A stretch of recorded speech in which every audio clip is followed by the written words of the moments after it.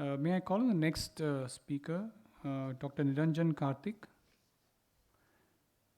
Dr. Niranjan will be talking on the role of orbital exenteration in RHINO orbital cerebral mucormycosis, prospective observational study.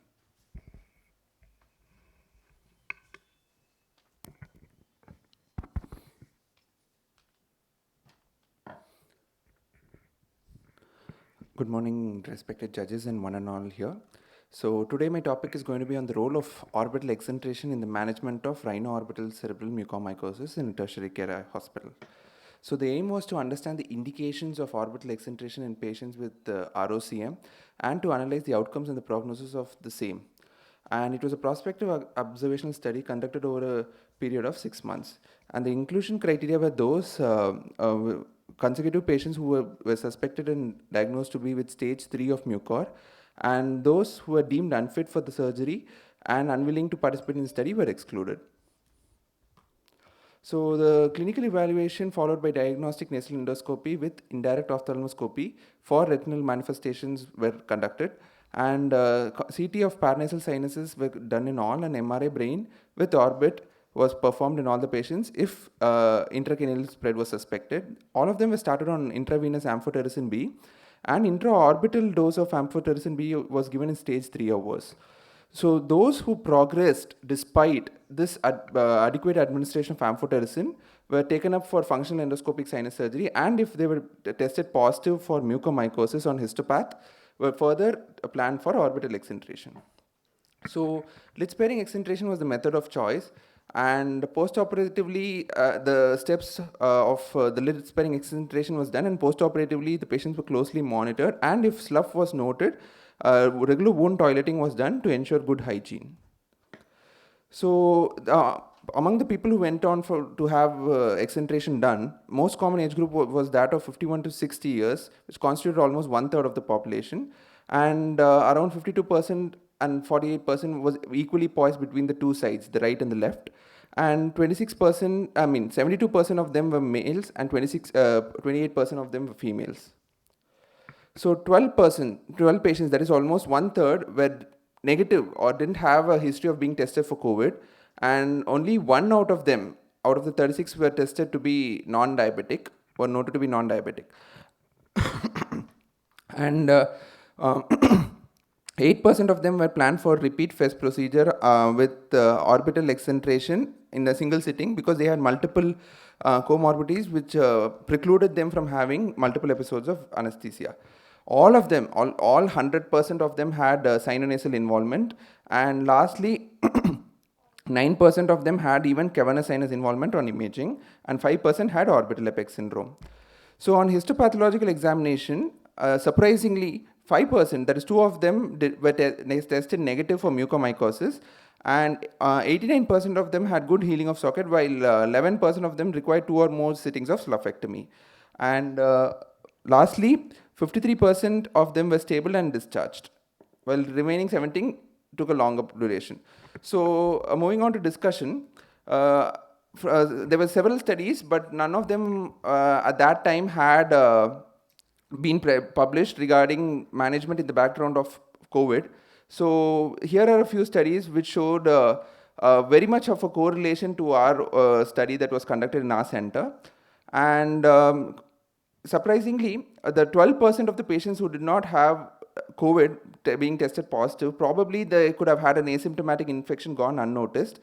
And one patient was non-diabetic, and that could probably be explained by the positive history the patient gave of having had steroid administration during COVID-19. And again, the 100% patients respecting the route of mucormycosis spread again suggests that the pathogenesis is via the nasal route. And lastly, we didn't have specific guidelines for management, so we had to refer to multiple studies.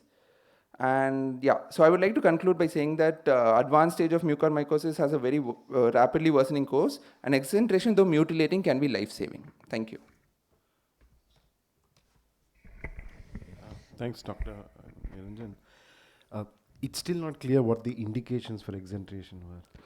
Sir, actually, we had to proceed with exenteration in all those patients who had crossed stage 3A and 3B according to the Yeah, so that is an unvalidated classification system that believes that spread of mucormycosis Yes, is sir. in anatomical progression, which is nose, sinus, orbit, apex, brain.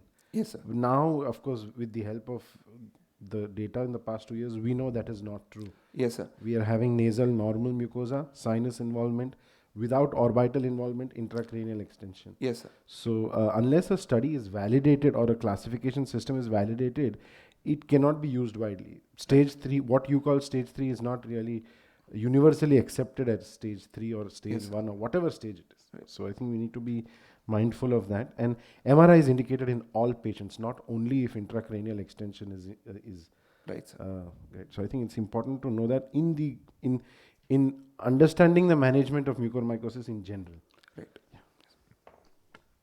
How you clinically and radiologically define in your cases how much patients are having limited disease and how much patients are having severe moderate disease? Because in case of the moderate or severe ROCM, you are going to exenterate the patient. Sir, clinically, what we were mostly concerned was rapid progression in the course, sir. They were progressing from stage 2 to stage 3 in a matter of few days. And once they had lost useful vision in the eye, when they had progressed to stage 3, that's when we were, and some of them, like I had mentioned, ended up having cavernous sinus involvement as well. So in those cases, that was our clinical parameter to assess the progression of the disease, sir.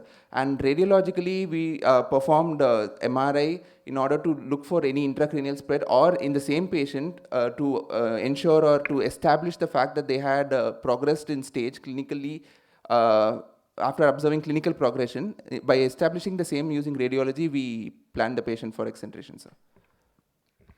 Doctor, Yes, you said that 2 of your cases were mucor negative. Yes, ma'am. Yes, how did you counsel the patient then after such an Yes, ma'am. extensive surgery? So, regarding that, actually, pre-operatively, we had counseled the patient saying that the progression of the disease was quite rapid.